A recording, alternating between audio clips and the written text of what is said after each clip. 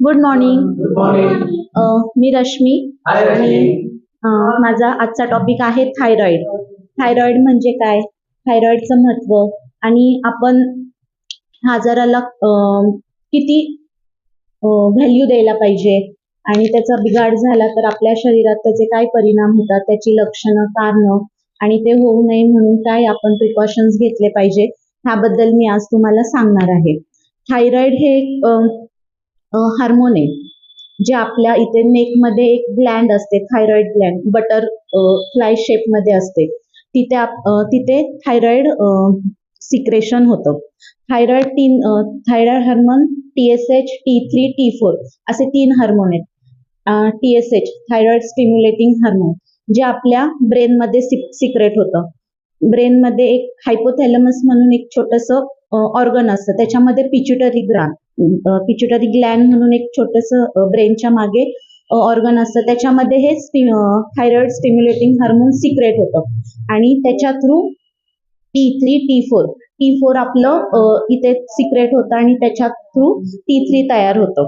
आणि थायरॉइड हे endocrine Gland आहेत. आपल्या शरीरात 2 प्रकारच्या ग्लँड असतात, एक एक्झोक्राईन, एक एंडोक्राईन.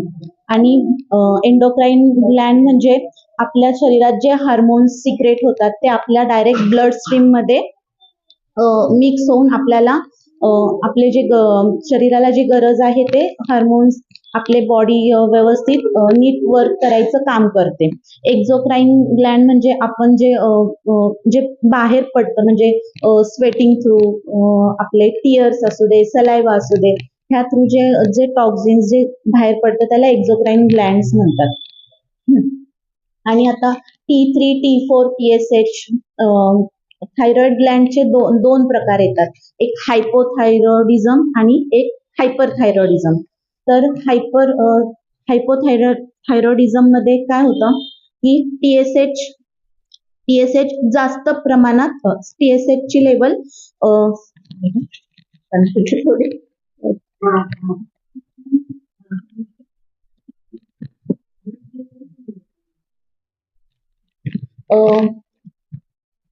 हायपोथायरॉइडिझम मध्ये TSH लेवल वाढलेली असते, म्हणजे T3, T4 हे आपलं डिस्टर्ब असतं. आणि हायपरथायरॉइडिझम मध्ये काय असतं, TSH नॉर्मल असतं, TSH आपल्या बॉडीमध्ये व्यवस्थित स्टिम्युलेट होत असतं, पण T3 वाढलेलं असतं आणि T4 डिस्टर्ब असतं. हे त्याचा डिफरन्स आहे हायपोथायरॉइडिझम मध्ये. आता ह्याचे लक्षणं पण थोडीफार सेम आहेत, हायपोथायरॉइडिझम आणि हायपरथायरॉइडिझम. तर मी आता तुम्हाला हायपोथायरॉइडिझमचं लक्षण सांगते. मेन तर आहे दोन्ही ह्याच्यामध्ये आपल्याला हेअर फॉल लेडीजना होतो भरपूर, मेन थकवा जाणवतो खूप, थंडी वाजून येते अचानक, किंवा कधी कधी असं गरमी होते, किंवा असं घाबरल्यासारखं होतं बऱ्याच जणांना. तर असं अजून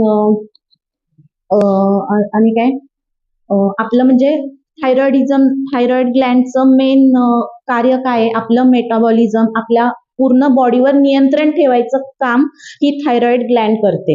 म्हणजे आपण त्याला एक मास्टर ग्लँड सुद्धा म्हणू शकतो. हे जर नीट व्यवस्थित सिक्रेशन होत नसेल तर आपल्या पूर्णच अवयवांवर त्याचा, आपल्या पूर्ण शरीरावर त्याचा परिणाम होतो. त्यामुळे ही एक महत्वाची ग्लँड आहे. मग आपलं लेडीजना पिरियड्स प्रॉब्लेम येऊ शकतात, म्हणजे कधी कधी खूप ब्लिडिंग होतं, किंवा कधी कधी म्हणजे रेग्युलर पिरियड्स येत नाहीत. हे हायपोथायरॉइडिझम मध्ये होतं. प्लस हायपर मध्ये काय होतं की वजन कमी होतं, हायपोमध्ये वजन वाढतं, झपाट्याने वजन वाढतं, म्हणजे आपल्याला कळत सुद्धा नाही, आपण जसं श्वास घेतला तरी आपल्याला वाटतं की आपलं वजन वाढलंय, असं हायपोथायरॉइडिझम मध्ये होतं. आणि हायपर मध्ये काय होतं, वजन कमी होतं. म्हणजे आपण किती पण काही हेल्दी खाल्लं, किती वजन वाढवण्यासाठी प्रयत्न केला तरी ह्या हायपरथायरॉइडिझम मध्ये आपलं वजन कमी होतं. आणि अजून त्याचे सिम्पटम्स आहेत,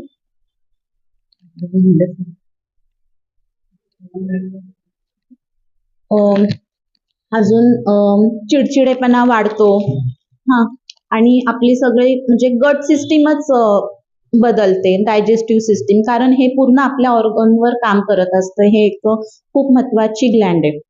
त्यामुळे आपली गट सिस्टीम व्यवस्थित नसेल तर आपलं डायजेस्टिव्ह नीट होणार नाही, आपलं मेटाबॉलिझम बिघाड होणार, त्यामुळे मग आपल्या वजनावर त्याचा परिणाम होणार, वजन वाढणार.